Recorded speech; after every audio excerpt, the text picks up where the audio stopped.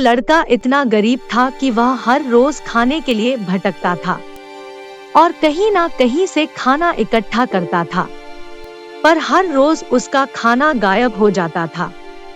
एक दिन उसे पता चला कि एक चूहा उसका खाना चुराता है, तो उसने उस चूहे को पकड़ा और उससे पूछा, तुझे पता है मैं इतना गरीब हूँ, फिर भी तू मेरा खाना चुराता है। अगर तुम्हें चुराना ही है तो किसी अमीर का क्यों नहीं चुराता?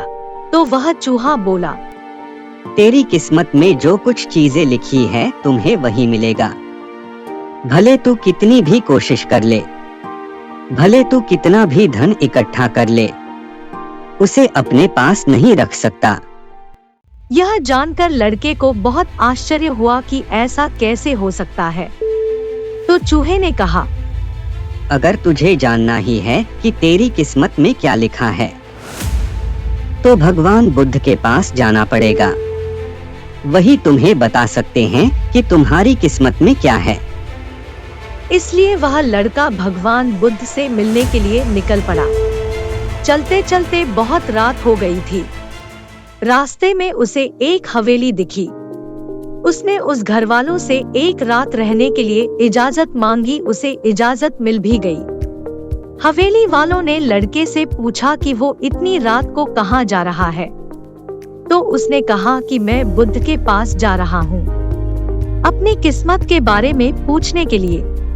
तो हवेली वालों ने कहा, क्या तुम भगवान बुद्ध से हमारा भी एक सवाल पूछोगे? हमारी 21 साल की लड़की है जो बोल नहीं सकती है, तो हम क्या करें जिससे इसकी आवाज वापस आ जाए? मैं आपका यह सवाल जरूर पूछूंगा। उसने उनको धन्यवाद कहा और सुबह वहां से निकल पड़ा। आगे रास्ते में बहुत बड़े बड़े बर्फ के पहाड़ थे। वह बड़ी मुश्किल से पहाड़ पर चढ़ा, तो उसे वहां एक जादूगर मिला। उसने उस लड़के से पूछा कि वह कहाँ जा रहा है। उसने कहा कि भगवान बुद्ध के पास जा रहा हूँ, अपनी किस्मत के बारे में पूछने के लिए। तो जादूगर ने कहा, क्या तुम भगवान बुद्ध से मेरा भी यह सवाल पूछोगे? मैं हजारों सालों से तपस्या कर रहा हूँ ताकि मैं स्वर्ग जा सकूं, और मेरे हिसाब से अब तक तो मुझे स्वर्ग में चले जाना चाहिए था। तो मैं स्वर्ग में जाने के लिए क्या करूं? ठीक है, मैं आपका सवाल बुद्ध से जरूर पूछूंगा। उस जादूगर के पास एक छड़ी थी। उसने छड़ी की मदद से उस लड़के को बर्फ के पहाड़ के उस पार पहुंचा दिया।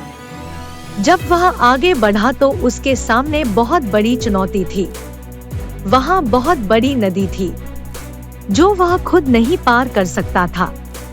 तभी उसकी मुलाकात विशालकाय कछुए से हुई। कछुआ उसे लेकर जाने के लिए तैयार हो गया। फिर कछुए ने भी उससे वही सवाल पूछा, तुम कहाँ जा रहे हो? लड़के ने उसे सब बताया। तो कछुए ने भी एक सवाल पूछने के लिए कहा, मैं 400 सालों से ड्रैगन बनने की कोशिश कर रहा हूँ, पर अभी तक नहीं बन पाया। तो मैं ऐसा क्या करूं जिससे मैं ड्रैगन बन जाऊं? मैं आपका सवाल जरूर पूछूंगा। कछुए ने लड़के को अपनी पीठ पर बिठाकर नदी के उस पार पहुंचाया। आखिरकार लड़का भगवान बुद्ध के पास पहुंच गया। वहां बहुत सारे लोग थे। बुद्ध ने कहा, एक व्यक्ति के केवल 3 सवालों के जवाब दूंगा। लड़का परेशान हो गया क्योंकि उसे तो 4 सवाल पूछने थे। वह सोचने लगा कि उसे कौन से 3 सवाल पूछने चाहिए। उसने कछुए के बारे में सोचा।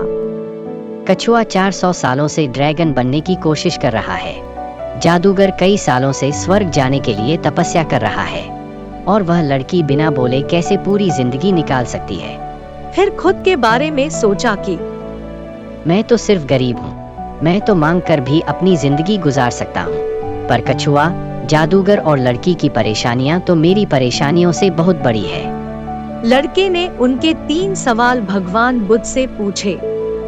बुद्ध ने जवाब दिया, कछुआ 400 सालों से ड्रैगन बनने की कोशिश कर रहा है, पर अपने कवच को छोड़ने के लिए तैयार नहीं है। जब तक वह कवच को नहीं छोड़ेगा तब तक वह ड्रैगन नहीं बन पाएगा।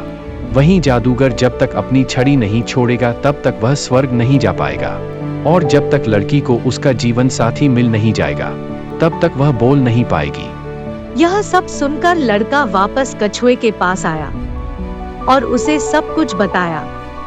कछुए ने अपना कवच निकाल दिया। कछुए ने जैसे ही कवच निकाला, उसमें से कीमती मोती निकले। वह मोती कछुए ने लड़के को दे दिए और वह ड्रैगन बन गया। फिर जादूगर के पास गया और सारी बात बताई। जादूगर ने अपनी जादू की छड़ी लड़के को दे दी और वह स्वर्ग में चला गया। उसके बाद लड़का उसी हवेली में गया जहां उसने रात गुजारी थी।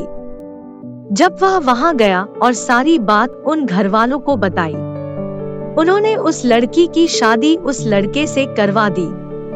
लड़की बोलने लगी।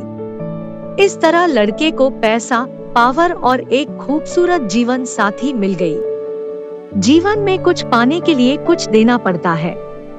जब जादूगर ने छड़ी दी तो उसे स्वर्ग मिल गया। वैसे ही जीवन में कुछ बड़ा करने के लिए अपने सुविधा क्षेत्र से बाहर आना होता है। पानी का जहाज सबसे ज्यादा किनारे पर ही होता है, पर जहाज किनारे के लिए नहीं बना है। वह बीच समुद्र में लहरें को चीरते हुए आगे बढ़ने के लिए बना है। इसलिए जीवन में कुछ बड़ा करने के लिए रिस्क तो लेनी ही पड़ेगी। वीडियो को लाइक करें और ऐसी ही मजेदार कहानियां सुनने के लिए चैनल को सब्सक्राइब करें। धन्यवाद।